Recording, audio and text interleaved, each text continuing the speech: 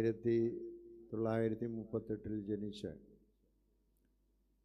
2018 80-ാം വയസ്സിൽ ദൈവസന്നിധിയിലേക്ക് യാത്രയായ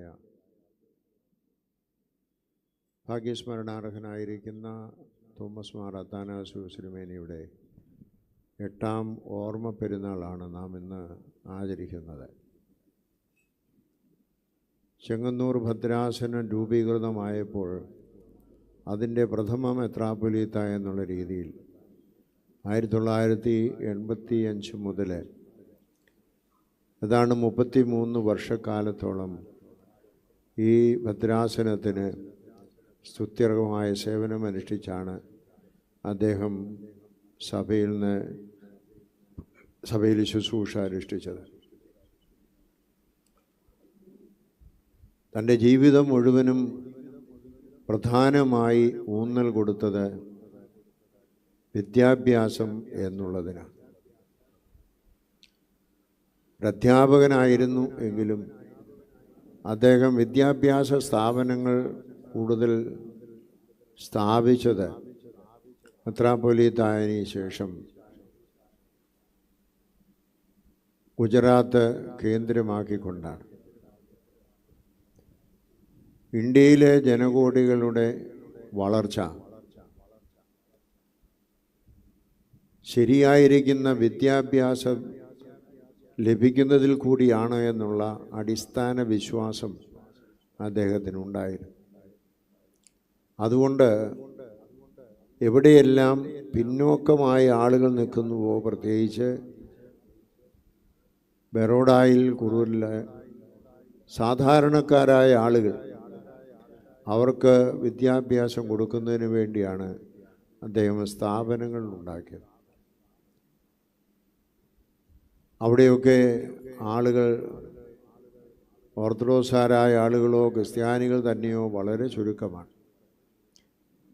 അപ്പോൾ അനേകം ആളുകൾക്ക് അവരുടെ മക്കളെ നല്ല ഒരു സ്കൂളിൽ പഠിപ്പിച്ച് നല്ല വിദ്യാഭ്യാസം നടത്തുവാൻ അവസരം കിട്ടുന്നു എന്ന് പറയുന്നത് ഒരു വലിയ അനുഗ്രഹമായിരുന്നു. അത് അദ്ദേഹത്തിൻ്റെ സാമൂഹ്യ പ്രതിബദ്ധതയുടെ ഒരു അടയാളമായിട്ടാണ് നമുക്ക് കാണുവാൻ സാധിക്കുന്നത്. സമൂഹം വളരണം, സമൂഹം ഉയർച്ച പ്രാപിക്കണമെന്നുള്ള താല്പര്യമാണ്. അതുകൊണ്ട് തന്നെ സമൂഹത്തിൽ അതിൽ പ്രയാസപ്പെട്ട് നിൽക്കുന്ന ആളുകൾക്ക് ആ സ്കൂളുകളിലൊക്കെ ഫീസ് സൗജന്യവും ഒക്കെ നൽകിയിരുന്നു. സ്കൂളുകളിൽ ചിലതൊക്കെ കാണുവാൻ എനിക്ക് കഴിഞ്ഞിട്ടുണ്ട്. ആ സമയത്ത് അവിടുത്തെ ആളുകൾ, അധ്യാപകർ, നാട്ടുകാരായിരിക്കുന്നവരെല്ലാം നല്ല വാക്കുകളാണ് ആ സ്കൂളുകളെക്കുറിച്ച് പറയുന്നത്. ഇന്നും ആ സ്കൂളുകൾ നല്ല നിലയിൽ നടക്കുന്നു എന്നുള്ളത്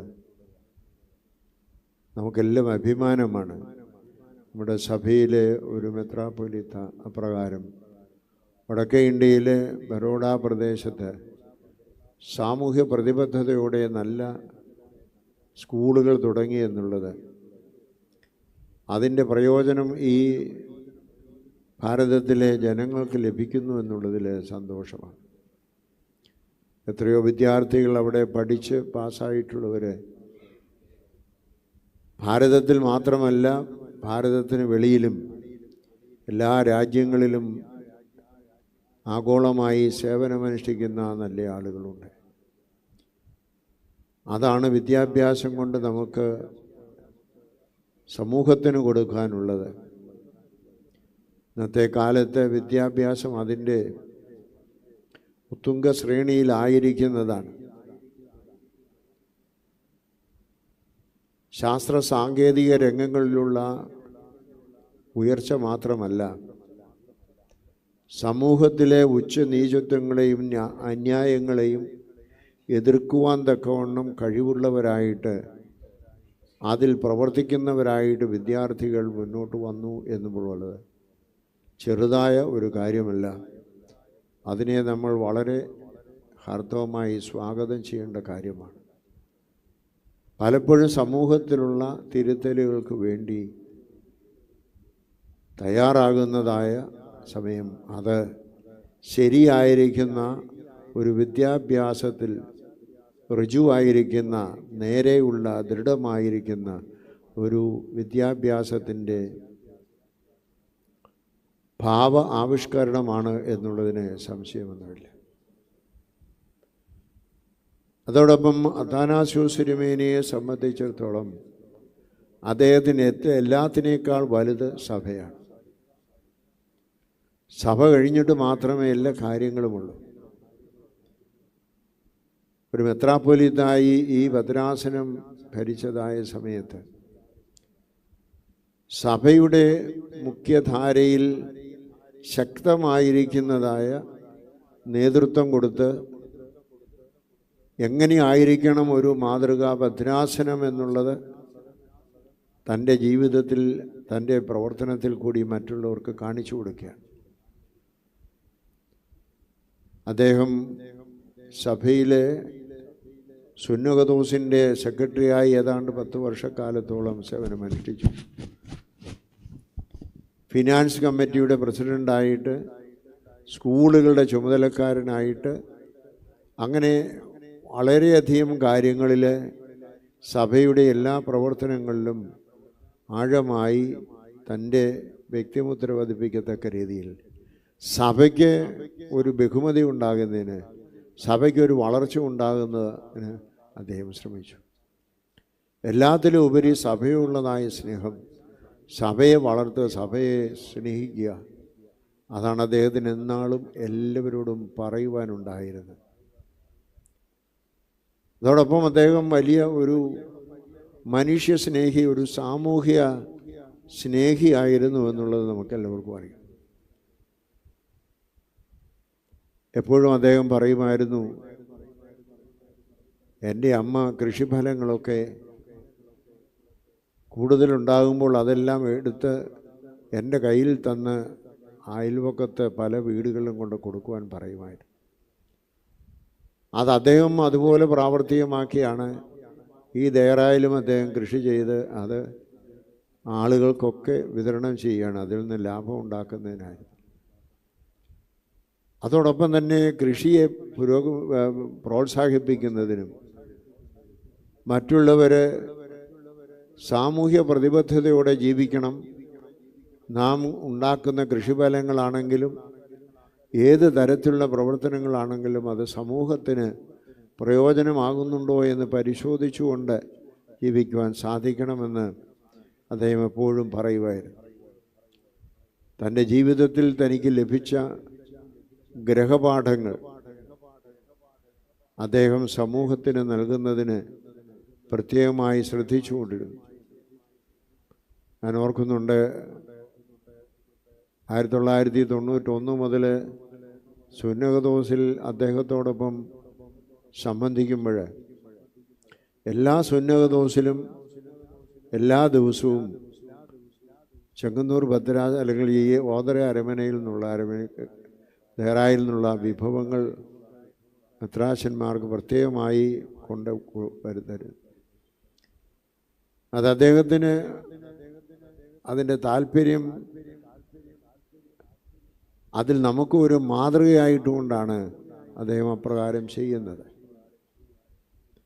സമൂഹത്തിൻ്റെ വളർച്ച, സമൂഹത്തിൻ്റെ ഉയർച്ച അത് ലക്ഷ്യമാക്കുന്നത് സഭയുള്ള സ്നേഹം പോലെ തന്നെയാണ്.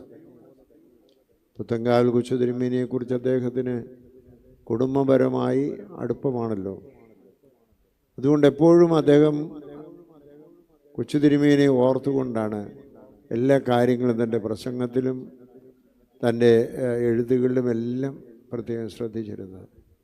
സാമൂഹ്യ പ്രതിബദ്ധതയോടുകൂടെ മനുഷ്യൻ ജീവിക്കേണ്ടതിൻ്റെ ആവശ്യകത സ്കൂളുകൾ നിർമ്മിക്കുന്നതിലോ മാത്രമല്ല, എല്ലാവരോടും അദ്ദേഹത്തിനുള്ള ഒരു മെൻറ്റാലിറ്റി, സോഷ്യലൈസേഷൻ മെൻറ്റാലിറ്റി. ആരെ കണ്ടാലും അതേത് മതത്തിലുള്ളവരായിരുന്നാലും അവരോട് സൗഹൃദം സ്ഥാപിക്കുന്നതിനും അവരിൽ നിന്ന് പല കാര്യങ്ങളും പഠിക്കുന്നതിനും അതോടൊപ്പം തന്നെ സഭയെക്കുറിച്ച് അവരോട് പറയുന്നതിനും അദ്ദേഹത്തിന് വലിയ താല്പര്യമുണ്ട്. പലപ്പോഴും സംസാരിക്കുമ്പോൾ അദ്ദേഹം പറയാറുണ്ട്, ഗുജറാത്തിലുള്ള അനേകം ആളുകളുമായിട്ട് തനിക്ക് ഉറ്റബന്ധമുണ്ട്. അതെല്ലാം ക്രിസ്ത്യാനികളല്ലാത്തവരാണ്. അവരെ ഓർത്തഡോക്സ് സഭയെന്ന് പറയുന്ന ഒരു സഭയെക്കുറിച്ച് അവരെ പരിചയപ്പെടുത്തുകയാണ്. അല്ല, അദ്ദേഹം ഏറ്റവും വിജയിച്ചത് ഇപ്പോഴത്തെ പ്രധാനമന്ത്രി മോദിജിയുമായിട്ടുള്ള അദ്ദേഹത്തിൻ്റെ ബന്ധമായിരുന്നു. ഞങ്ങൾ മോദി സ്ഥാനത്ത് വന്നപ്പോൾ കാണാൻ പോകുമ്പോൾ തിരുമേനിയും കൂടെ വന്ന് മോദിയുടെ മാതാവിൻ്റെ ഒരു പടമൊക്കെ അദ്ദേഹത്തിന് സമ്മാനിച്ചപ്പോൾ ആ സൗഹൃദം, വളരെ വർഷങ്ങളായിട്ടുള്ള അവരുടെ സൗഹൃദം പുതുക്കി സംസാരിക്കുന്നത് കാണുന്നത് വളരെ കൗതുകമായിരുന്നു. അപ്പോൾ അതാരോടും അപ്രകാരം ഇടപെടുവാനും എല്ലാവരെയും സമൂഹത്തിൽ കൂട്ടിച്ചേർത്ത് നിൽക്കുവാനും അതോടൊപ്പം തന്നെ അവരെ മലങ്കര ഓർത്തഡോക്സ് സഭ എന്താണെന്ന് മനസ്സിലാക്കി കൊടുക്കുവാനും ഉള്ള അദ്ദേഹത്തിൻ്റെ ശ്രമം, ഇതെല്ലാം സഭയ്ക്ക് അഭിമാനമാണ്. അദ്ദേഹത്തിൻ്റെ മാതൃക, അദ്ദേഹത്തിൻ്റെ പ്രാർത്ഥന നമുക്ക് അനുഗ്രഹമായിട്ട് പ്രാർത്ഥിച്ചുകൊണ്ട് എൻ്റെ വാക്കുകൾ വെച്ചു.